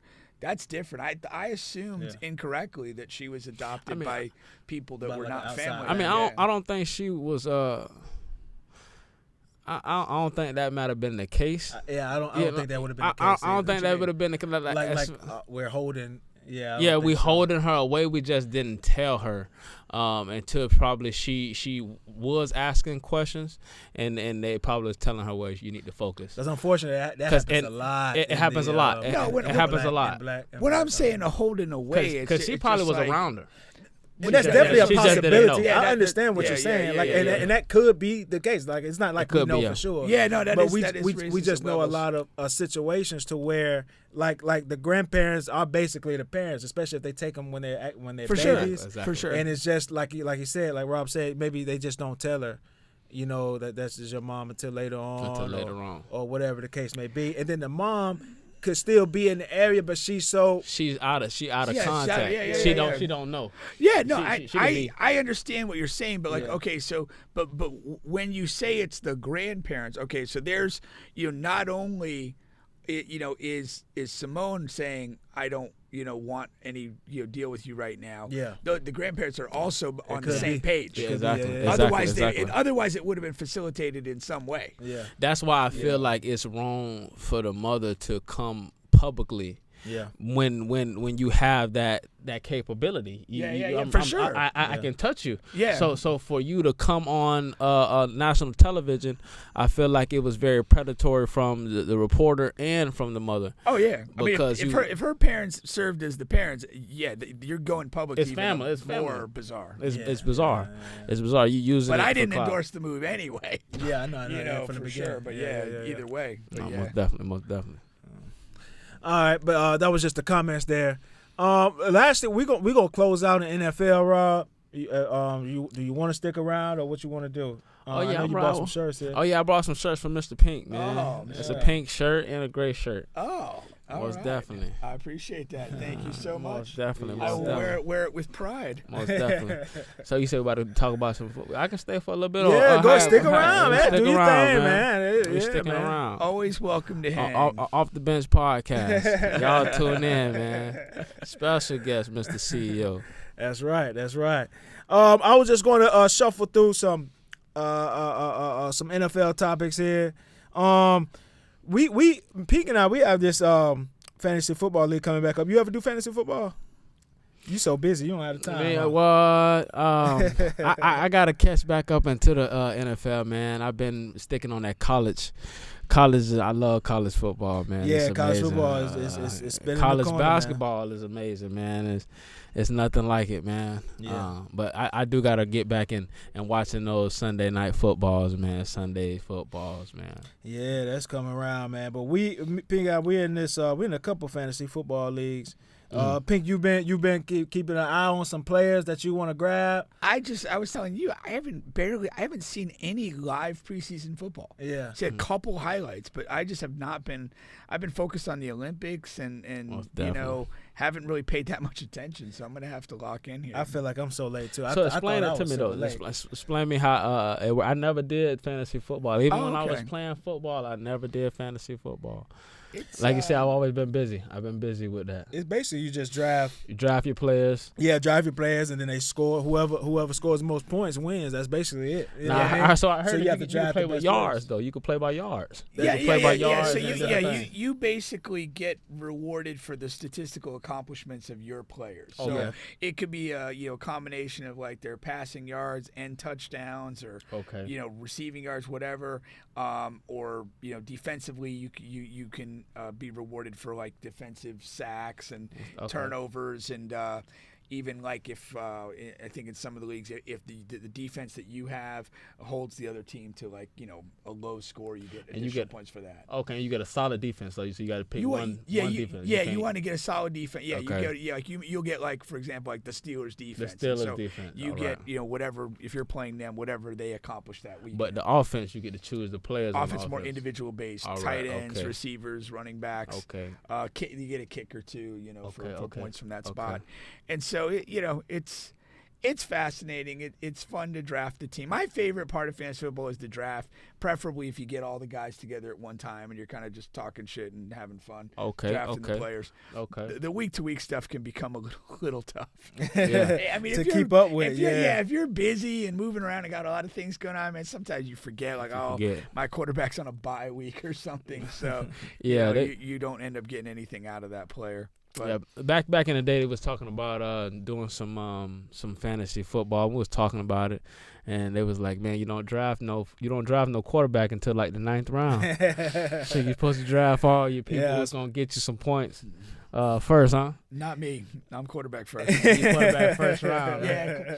If you get an elite quarterback, their week-to-week productivity is so consistently good that I value that over other positional players where it tends to be more feast or famine. Okay. That's kind of my thing. If you get the top 3, 4, 5 quarterbacks, for the most part, like their injury rate is pretty low. And their productivity is generally consistent because all the better quarterbacks are more or less involved in in everything their team does. Right.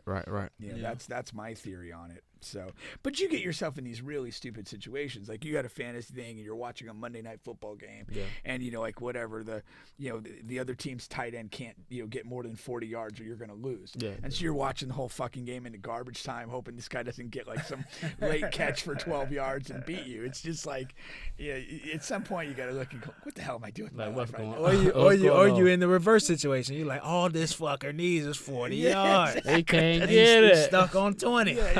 Then you get down in the red zone and and you got a receiver and they hand the ball off. You're like, come on, man. Let's go. You're supposed to throw the ball on 4th and 1. Yeah, let's go to pass here. No, seriously. Yeah, but that's basically that life, man. Okay. Yeah. And I definitely got to check it out. I'm signing back up to go in for the foolishness. I'm all for it. But if you win, you get a money prize at the end. I'm not doing it for free. Cash money. Yeah, that's right. Have you ever won the league, Bubba? Yeah. I won the year before. Okay. And then we had Edgewater's finest, Troy. Troy won like 3 leagues I was in last year. Really? So he racked up. He had a bunch of kids, so Troy's the money didn't go in his pockets. But that's good though. But that's good though, man. Troy racked up last year. I was holding the money for like 2 or I think all 3 of the leagues I was holding the money. So like, did you have it in an interest-bearing account? He was on me too, man. Hey, what's going on, man? I put the league funds in crypto. It's down a bit. Give it a couple weeks, maybe it'll go up. I spit down your money, man. If Troy's playing it smart though, he's got to kind of low key hide those fantasy football winnings, kind of from the old lady from the wife. Yeah, keep that under the radar, man. Just have a little stash. Take out to eat every now and then. Hell that. Dude. The hell up. In case he wants to get a hooker or something. Come on, use your head. Oh man, Things are a little stressful at home. Keep it strictly hidden from him. there's nothing like really big going on other than Matthew Judon being traded, stuff like that. You know, Chiefs are my team, man. Did you see? You know, Hollywood's going to be out for like 3 or 4 weeks. 3 or 4 weeks, okay. Yeah, he's going to be. And Stafford limped out of practice with a hamstring. Yeah, so it's been this is the injury time that you want to look out for, but Stafford's not going to be out for too long. Yeah. Right. What do you think? You like the Chiefs to repeat this year? You think they gotta? Until somebody beats them, I'm riding with the Chiefs. Yeah. You know. But I'm just not a guy that's big on, making bold predictions in the beginning of August. Yeah. Like it doesn't matter. The season's going to play out, Yeah. We're going to have to see what happens. I mean, the NFL in particular, I mean, there's if you have a great quarterback, you're kind of always going to be dangerous or in the mix. Okay. But short of that, so many teams' fortunes are kind of like just turn on how do you perform in one-score games. Because if you play 17 NFL games, 10 of them might be one-score games. Yeah. Now, if you go 8-2 there, you're a playoff team. If you go 3-7, you're not a playoff team. And the margin between the two outcomes is minuscule. Football is super hard, man. Basketball, I feel like if the team is like those Golden State teams, stuff right. Like, I know they're going to win. You know what I mean? I don't care about fucking injuries and this and things like that. Now in football, like you said, if there's an elite quarterback, they'll be in the mix somewhere, but that doesn't mean they're going to win. Anything can happen in but football. Many things happen. Anything. The injury rate in the NFL is super high. Yeah. Super high. Like, I mean, just go back last year. Like Joe Burrow missed significant time. Yeah. Kirk Cousins missed significant time. Like those were teams that were in the playoffs and dangerous the year before, and now that changes a lot. It's a contact it's sport. Just I mean, it's just all of that. Even like other teams, like the Dolphins, like. They, over the course of the year, they lost about every available defensive end they had. Yeah. Like they're pulling guys out of retirement and out of the bar to play defensive end on Sunday. Like that really hampered what they could do. And I know the Chiefs bullied them in the playoff and affected the offense, but they went the last month of the season just trying to find people to play defensive end. Mm-hmm. You're not the same team when you had Jalen Phillips running around and Bradley Chubb on the other side. All that matters. Yeah. I think that's why they're bringing out all these rules, man, protect these players, because the average, like you said, the average time that an NFL player is in the league is very short. Just think about a running back. Like 2 to 3 years or something. The average running back is probably a year and a half. A couple years ago, it was 3 years. Yeah. Like when LaDainian Tomlinson was in there, he was like it was 3 years, 3 to 5 years. Well, but now it's but like a year. You take you take a couple guys like LT had a long career. Amazing he career. kind of moves the average up for a lot of people. Right Emmitt Smith played a long time. Yeah. Once you take those guys out of the statistics of duration, it gets really pinky. Look at Bo Jackson, man. Bo Jackson had man about to be the best running back to ever live. Frank Gore's another guy. Like Frank Gore. He probably played 16, 17 years. Yeah. Like he's pulling the average up a little bit just by himself. Yeah, but nowadays it's also changing. I mean, injuries are always, and these guys are getting bigger, stronger, faster as the years go. So the injury rate is going to go up.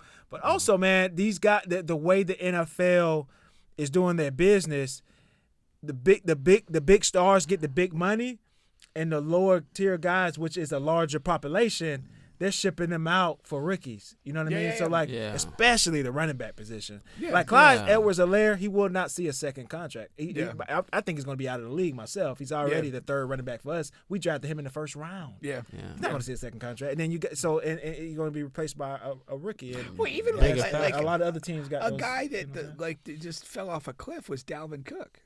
Yeah. He was Yeah, a very I think all good, he did get was a second contract. Well, yeah, he was a very good back with the Vikings. Then they parted ways with him. He sat around in camp, signed very late with the Jets. Yeah. They were a shit show, and he got outperformed by Breece Hall. And then he caught on late at the end of the year with the Ravens, but didn't do anything. And I don't think he's on a roster now. I mean, That's usually how it be. Yeah. The NFL business-wise is absolutely brutal. Yeah, it's brutal, man. Well, running back is a position. You're constantly getting hit. I played running back. You're constantly getting hit every play, whether you're blocking, whether you're running the ball, whether you're doing anything. Every play you're getting hit. You're getting some type of contact. The only person that don't really get contact maybe that's the quarterback, but that running back always has to be fresh. And every year they're churning out bigger, faster, fresh people every year. Yeah, knowing what you know now, would you go back and go try to be a slot receiver? No, it'll still be running back DB. Okay.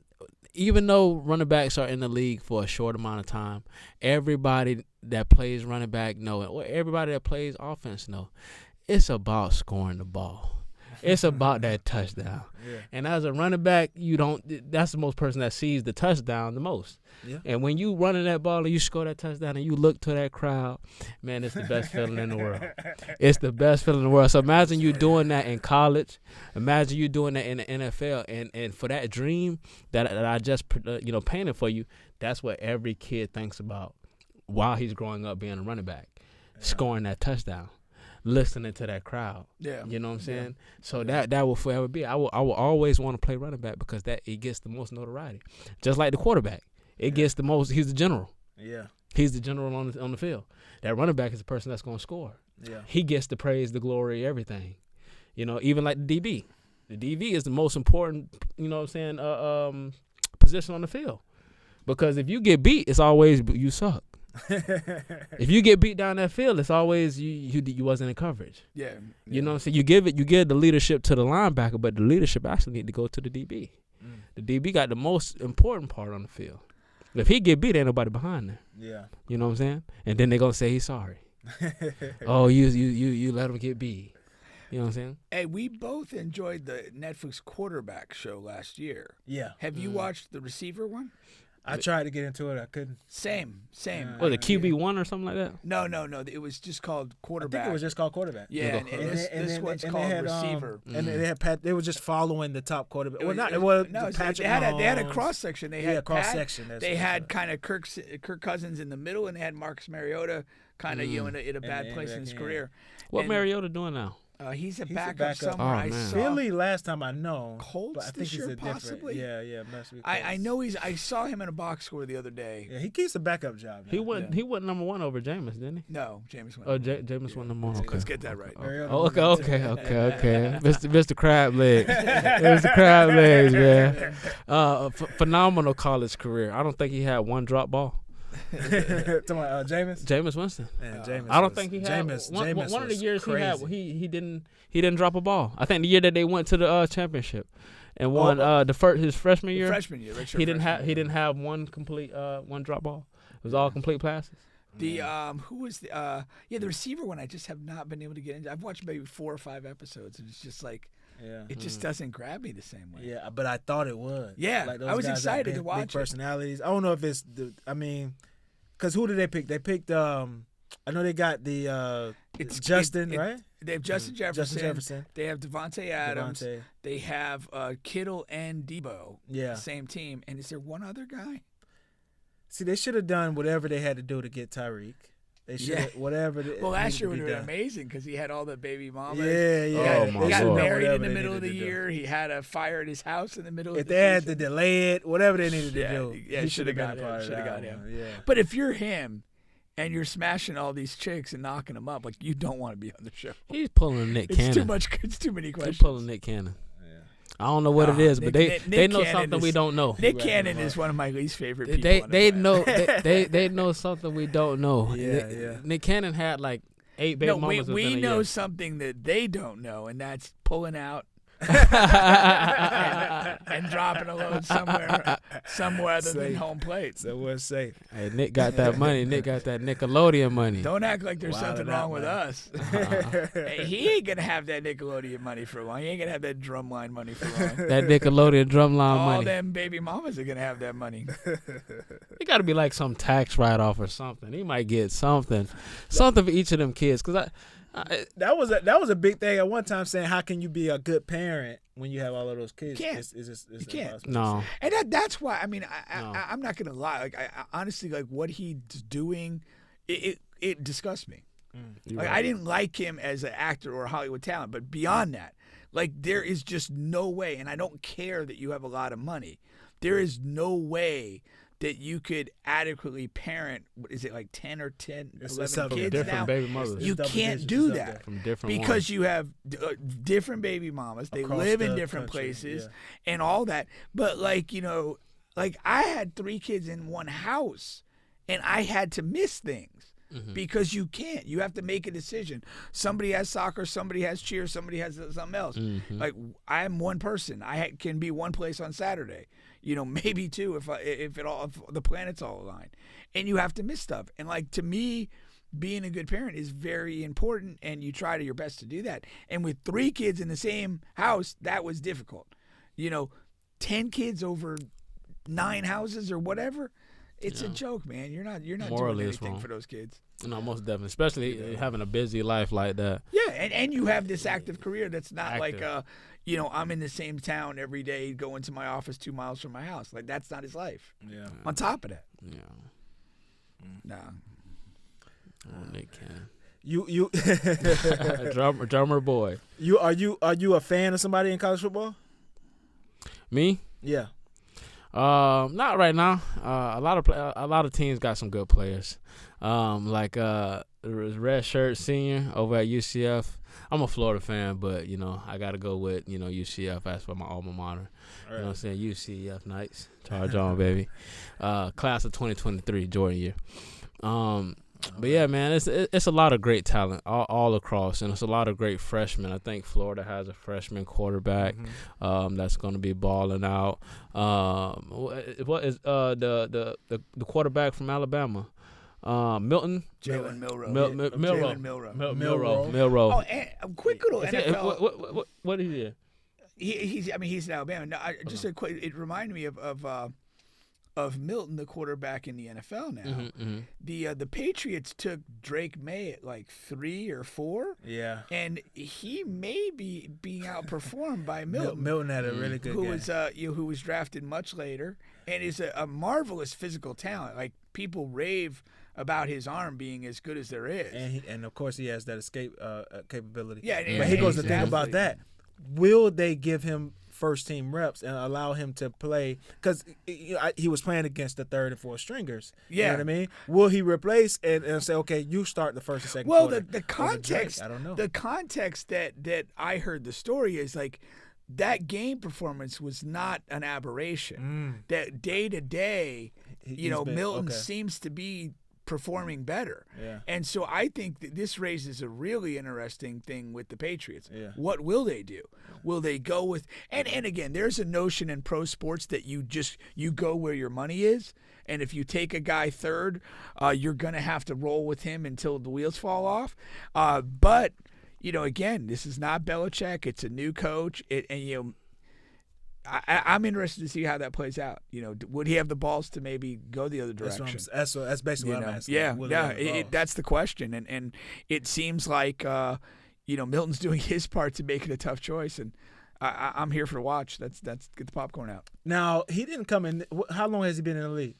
He's a rookie as well. He came in the same draft. Yeah, he was just drafted later. It's similar later to rounds. the Kirk Cousins and RG3 thing. And if you use that as a precedent, maybe you start playing the later draft pick if he's the better guy. You know what I mean? RG3 had a fantastic rookie year that ended in injury, and he was never the same player. Yeah. That's tragic. Yeah, he should have. know. Some injuries you gotta let that heal. Yeah. Just gotta let that heal. But what happens is, most definitely gotta let it hit. But you get the pressure, because once you play, like, okay, so if the Patriots play Milton and he does perform well first team or whatever, first, second quarter, then it's like, okay, then he starts to see if they start him, they make the decision, they start him. Now it's like we have to move Kirk Cousins or Drake May, if you will. Yeah. Like we have to move him because this is our guy.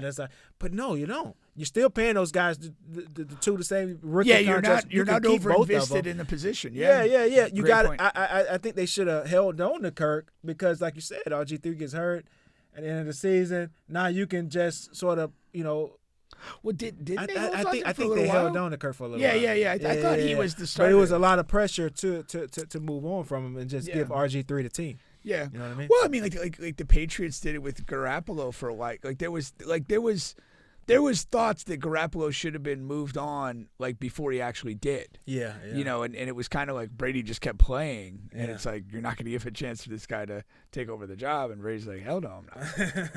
But then Garoppolo got exposed as sucking. Yeah. So, no, it's to me it's very interesting. I think it's something to watch up there. The easy decision is you start May, and if he falters, then you make the move to Milton. It would be extremely bold to go Milton, starting at game one. Yeah. So, but if Mayo does it, I'm with him. A team need to pick up Cam Newton. he been advocating. I think Cam Newton can outball a lot of the starting quarterbacks on a lot of different NFL teams. I'll say a couple. I don't know about a lot. I say a lot. I say a lot. And we have to see how Cam Newton still got it. We have to see how these rookies come out too, because I don't know.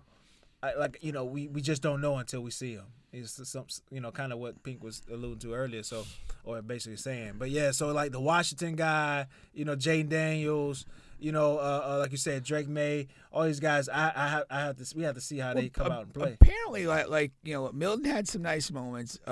Daniels apparently played pretty well. Yeah. Caleb Williams played fairly well. Yeah. J.J. McCarthy had a nice first game. Now he's obviously out for the rest of the year. Yeah. But it did seem like most. Oh, and Bo Nix.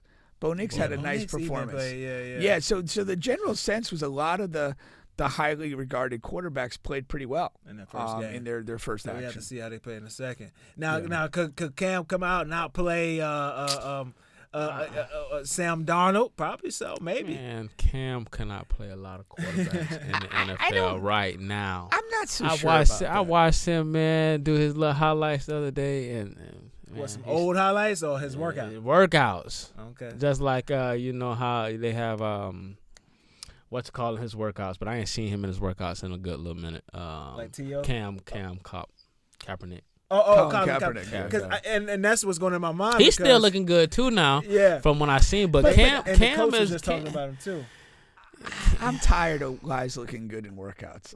I closed the door just recently. Look good in a game. Look good in a I still feel like Cam Newton will. When was the last time he had a good football game? I would say the year he started in New England, and it was like game 2 or 3 in Seattle. That was probably the last game he played well in. That's probably 4 years ago. But even so, he can step behind and still be a role player on one of these teams as well. I'm pretty sure he's not asking for much money. He's not really built to be a backup role guy. His persona is I get that. He has a very big personality. He has the it. He has that it factor. It'll take over the locker room. It has that it factor. That was the thing about Tebow the whole time. Yeah. Cam is very similar. Yeah, he definitely got that it factor. Yeah. All right. You what's the latest news out of Florida State before we get out of here? Just football team, Florida State football. Just practicing. Had special teams day today and practice 17. We're getting ready to go week 0 in Ireland against Georgia Tech. You're a Noah fan? Yeah, man. The general vibe is that like the receivers have been dropping too many passes. I thought that's what I saw. Yeah. I saw something about The biggest dilemma. I mean, to me, the biggest dilemma, and you're not going to know until you play regular games, is that there's a feeling that the defense is really elite, particularly the secondary. Oh no, I did. Go ahead. And the idea is like we may see like better separation and better productivity from the offense when they're not going against their own secondary. And so that's kind of one of those things that you have to look at and say, is that going to be true or not? But yeah, that's kind of where we're at getting ready for week 0. So I actually saw this on TV. I was like, what? I know I saw some Florida State news releases. So Paul Feinbaum says Florida State Seminoles have no business being in the top 10. And he says that they used up too many tears about not getting into the playoffs. That may slow them down a little bit this year. What do you think about that? What he said there? Fuck him. What do I give a shit about some old geriatric motherfucker that can't throw a ball 5 yards? I don't give a fuck. I know, I was watching that. I was like, damn, what would Pika say? Nah, I just don't care. I haven't cared about anything. I mean, he's the official Southeastern Conference cocksucker. Oh. Like, he's swallowed more cum from the Southeastern Conference than that lady stole chicken wings from the school district. That's a lot, man. I know. I mean, what you all got 20 teams in the conference? That's a pretty big bukkake party. Yeah. What's that? Who left with two in their conference right now? It's the Pac-12. Pac-12. Yeah. Pac-12. Nah, I mean, like, Feinbaum's not a reliable. I mean, he's just a SEC shill. That's all he ever is. Yeah. You know, I've never cared anything that he's ever said. No, but like you said, you guys got Georgia Tech to open up with. Then, then you go through the schedule and what's some of the other big games you guys got down the pipe? Well, I'm gonna go. We're playing in Tallahassee against Boston College September 2nd. I'm gonna be there for that. Okay, you going to that game? Big games. We go to Notre Dame later in the year. Okay. We play Florida. We play Miami. We play Clemson. Yeah. Then again, I'm not quite sure.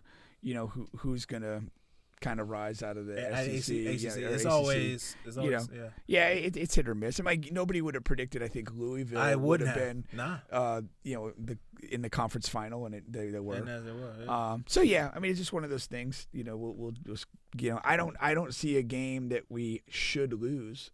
People are worried about the Notre Dame game. Going up there. Well, apparently Notre Dame they have playoff aspirations. Yeah, I heard they got a good they team always this year. do. I mean, like they're mine. They got the Duke quarterback Riley Leonard. Decent player, but I mean, I'm not afraid of him.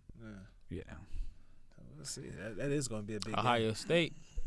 Don't forget about Ohio State. Yeah. There's no team in the country I hate more. You might hate them, but you ain't gonna forget about them. Oh, I'll forget about it. No, I don't think you're gonna forget about them. I don't care They're going to be there in the mix. They're going to be right there. They're gonna be there in the mix. They always are, but They're gonna be there in the mix. They might come out. They might come out with it. Not with Blackbeard. I can't wait on this Gators and Hurricanes game, man. That's going to tell me so much about the rest of this. Oh, yeah. Why? Because 1,000%, if this game in the last 3 to 4 years, we lose this game, like 100%. And now there's a lot of, just shitload of pressure. I thought y'all beat them a few years ago here. But I'm talking about this version of Miami. I'm talking about, this But version. what is this version of Miami? Because since 2001, these people have told us they're back. I have sympathy for Miami. I don't like them, but I have sympathy for them. What's this sympathy? Like they only can remember and talk about the cokehead teams, the teams from way back. Those guys who are barely alive now. Miami's problem. I'm gonna tell you what. But why do you have sympathy? For I have that? sympathy for them for that because that's all they have. A lot of people don't even they weren't even alive during that time. That claimed they're Miami Hurricane fans. I have sympathy for Miami. Got to stop letting recruiters come in and take their players. Yeah. They're starting to get back now. They're starting to that's keep some what of it that homegrown is. talent, but they keep saying that they're recruiting well, but they don't develop anybody. Mario Cristobal is one of the bottom 5 coaches in the country. Yeah. He was pretty bad. He's borderline. He single-handedly costed him like 2 games. Yes, 100% his fault. Yes, and none of the team. And look who's developed at Miami under Cristobal. Yeah. Their players go to the combine and shit their pants. Yeah. You know, they had that one guy. The guy, I think he's now going to start in Wisconsin. But Van Dyke, like 3 years ago, they were telling us this is an NFL prospect, and what come on, man. Cristobal's incompetent. If you want to do anything to serve the Miami program, put a bullet in him. That's bad news for me. Why? because that's he sounds like Napier. He's a great recruiter, but just I mean, like Napier is a little better, but it's not like not a shit ton better. Yeah, I don't know. But I they guess, both recruit. Miami, like you said, Miami always finishes whatever top 10, top 15 in recruiting. Right. He does well, even though they're having bad seasons. Right. That's the parallel that I'm making there. Yeah, no, I understand that. But why? I guess why I don't think that Miami game really defines much of anything is because, if the Gators win, it's a nice win, but you beat a badly coached team at home. But they're ranked. And then, if you want to worry about that, go ahead. That matters, right? And if you lose to Miami, you lost to a poorly coached team. So it doesn't define your season. That's bad. I know that losing in any circumstance is bad. No. I'm gonna tell you why it's bad. I'm gonna tell you why it's bad. Because we lose that game, there's a lot more losing to come. But my point is, losing is bad, period. Yeah. Winning that game does not do as much as you think it might. Okay. Because at the end of the day, you probably beat a poorly coached team on your home field. Gotcha. Which is okay. Yeah. But that doesn't mean you're gonna, with the rest of your schedule, awesome. Yeah. I see what you're saying. That's my point. It shouldn't be an indication. It feels like there's the state connection, and I'm going to have that. I understand what you're saying, but I'm still. But I do understand what you're saying. Yeah. I got you. You're down on Cristobal, which probably deservedly so. Yeah. All right. Well, we're going to close it out here on the Bench Podcast, and of course we've had Rob Frank from Rob Frank SportsWear. All right, you guys can catch that on the website. On the website, robfrank.com, ROBFRANK, or on social media, Rob Frank SportsWear. Talk to me. Facebook as well. You can find all the information on there.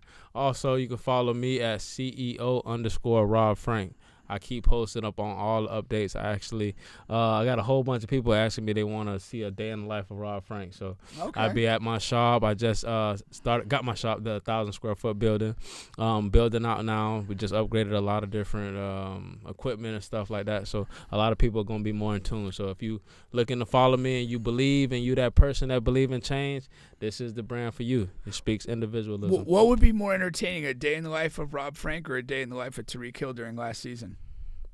The day in the life of Rob Frank. Oh, okay. Definitely the day in the life of Rob Frank. Most definitely. There we go. Oh, also, coming up soon, we're doing yoga days. Yoga days at Cranes Roost Park.